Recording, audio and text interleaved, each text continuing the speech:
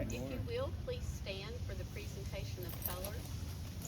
And for those of you who are on our agenda this morning, if you will take a look as you're up here and just kind of give an announcement of the person who will follow you to the podium. I'm sorry, I didn't realize it wasn't on. Oh, okay. All right, well, we're ready to begin.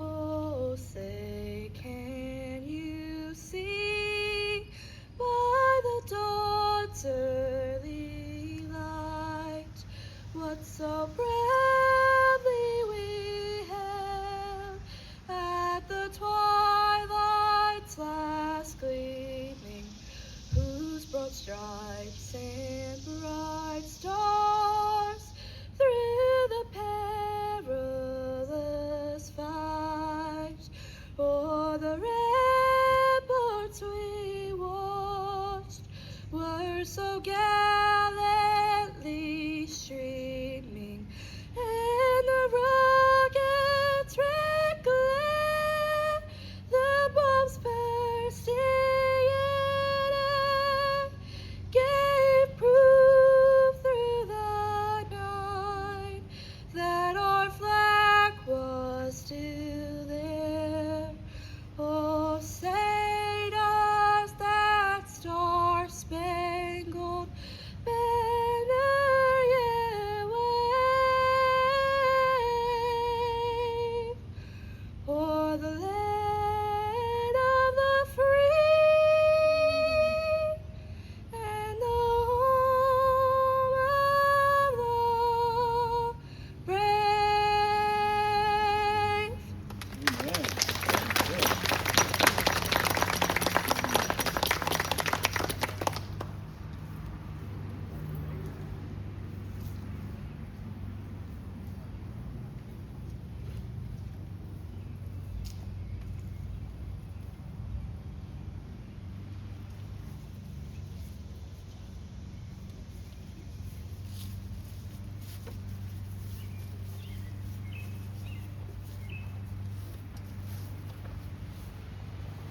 You may be seated.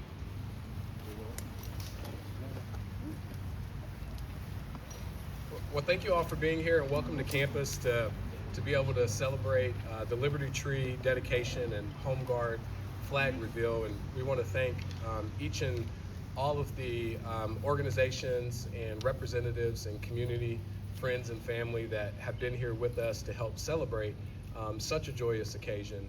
We could not do this without campus and community, and I think when you think about town and gown relationship, what we are doing and representing today certainly exemplifies sort of that firsthand experience of a town and a gown relationship.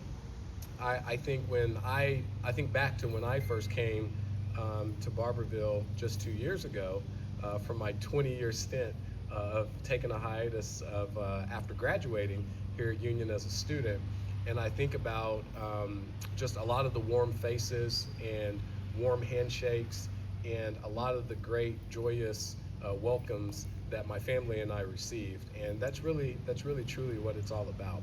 I can't think of a better time or place as July 1st, 2026, to be able to have both of these phenomenal dedications. When you think of America 250 and how far we've come, and still like the road that we look to climb and go, it warms my heart to know that each and every one of us can come together regardless of race or creed or age or indifference or our political or religious beliefs. We all try to come together one as a nation. And I think here in Barbourville, Kentucky and Knox County, we really show people that this is what unity and having a unified voice is all about. Being an African American male, in a predominantly white community, I can truly say firsthand that I've never had any kind of instance where I felt hatred or felt dislike or anything like that. And when I think about my ancestors and I think about the history of the United States, I think this is where it was meant to be. It was meant for all of us, regardless of our backgrounds or our beliefs, to be able to come together as one and to be able to have just sort of that common bond of being able to be a force for good, in America. And I'm proud to be a part of education. I'm proud to be a part of this community and to be able to kind of be here today to help celebrate such a great day. So let me be the first to welcome you to Union Commonwealth University. You're always welcome to campus. We'd love to have you on these joyous occasions, but we'd also love to have you anytime you want to just come take a walk around campus or be here with your family or come take photos or whatever it may be. You're always welcome here at Union. Furthermore, I will go ahead and introduce Ms. Claudia Greenwood, who is going to speak on behalf of DAR as well as the county and provide a few short remarks as well. Thank you. Please welcome Claudia.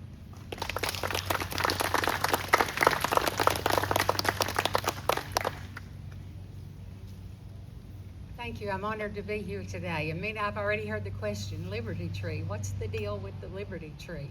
And I hope to answer that before I sit down today. But before I do, I want to recognize some people who are instrumental in this project and thank them. All throughout Kentucky, the Kentucky Historical Society and the Kentucky Division of Forestry has partnered with the Kentucky Society Daughters of the American Revolution. And those three groups made it a project to plant Liberty trees in all 120 counties throughout the state. And so we're very excited today.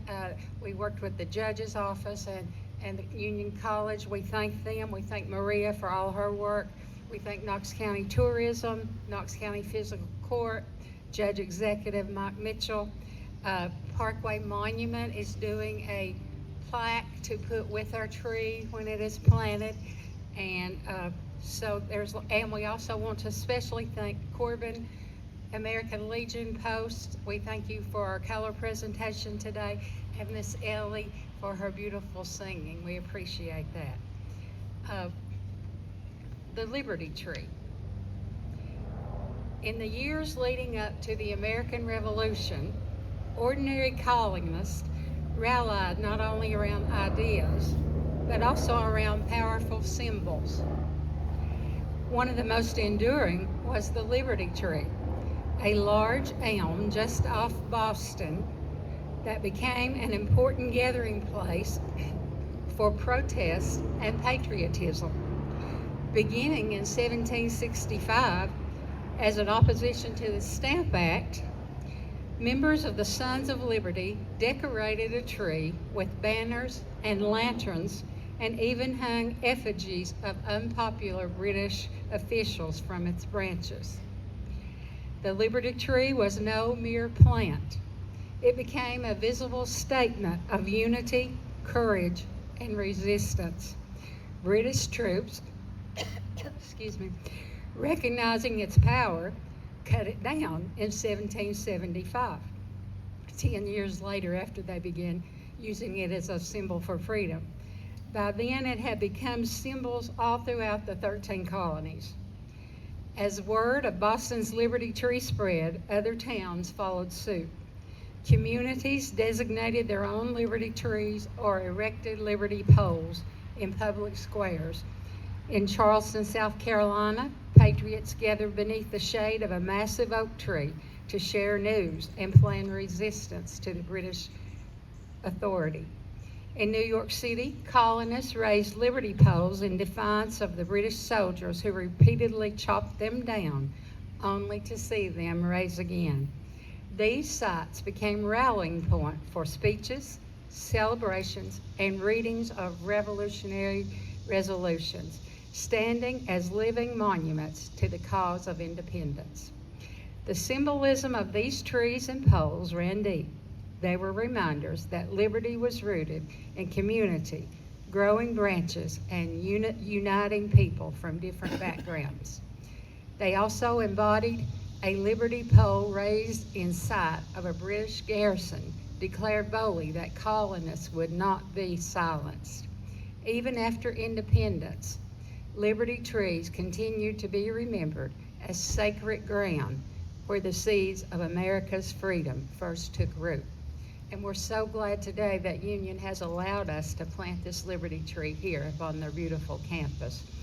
I will close in prayer, and after that we will hear from Kentucky Division of Forestry, Nick Valentine. But before I close in prayer, I might share with you that we will be doing a celebration. DAR will be helping with the tourism with a celebration at 6 o'clock on Saturday evening, July 4th, behind the courthouse.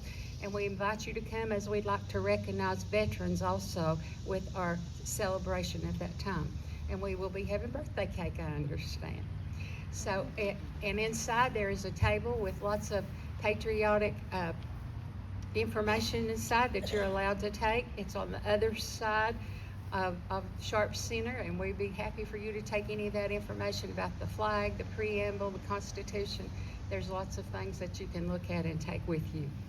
And at this time, would you pray with me? We gather today with hearts filled with love and gratitude to dedicate this Liberty tree. It is placed in honor of the patriots of the American Revolution.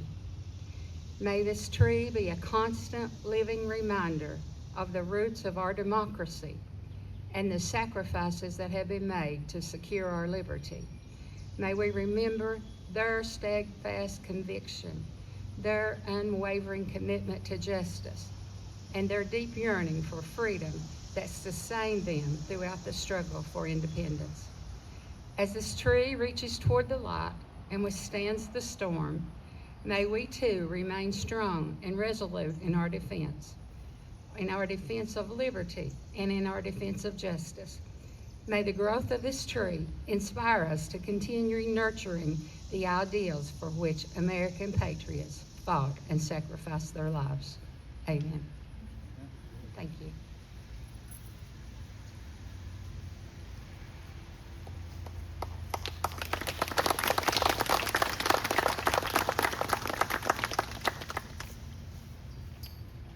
Now I get to follow that. My name is Nick Valentine. I'm the Chief Forester down here out of the Pineville Branch, Kentucky Division of Forestry, which covers this area and 10 other counties around us. I'm going to keep it quick and simple here, just give you a little bit of history about the yellow poplar itself. Just starting off, there's a giant yellow poplar right here behind everybody. That's what got planted over here on the other side of the American Legion van. It's already in the ground there, so that tree 100 years from now could possibly be what you see here behind us. So the yellow poplar, although it's got poplar in the name, is not a true poplar. It's actually in the magnolia family.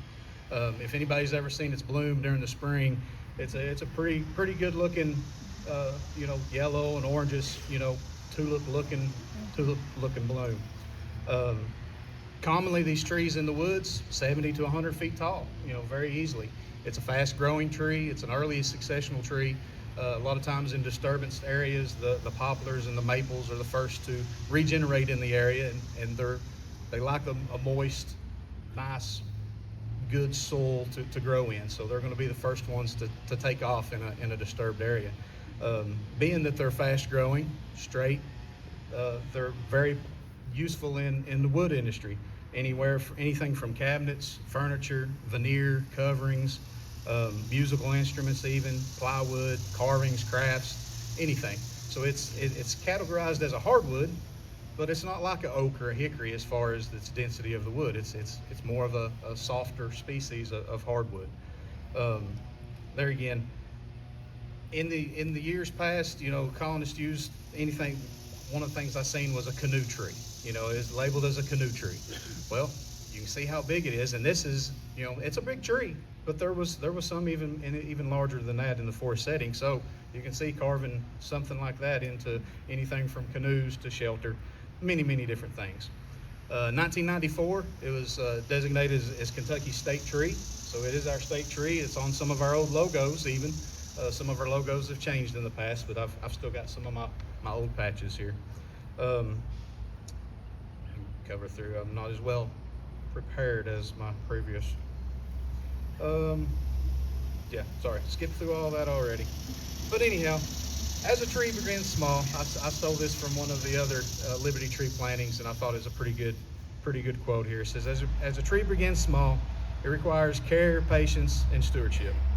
Over time, its roots deepen, branches expand, and it provides shelter and strength for others.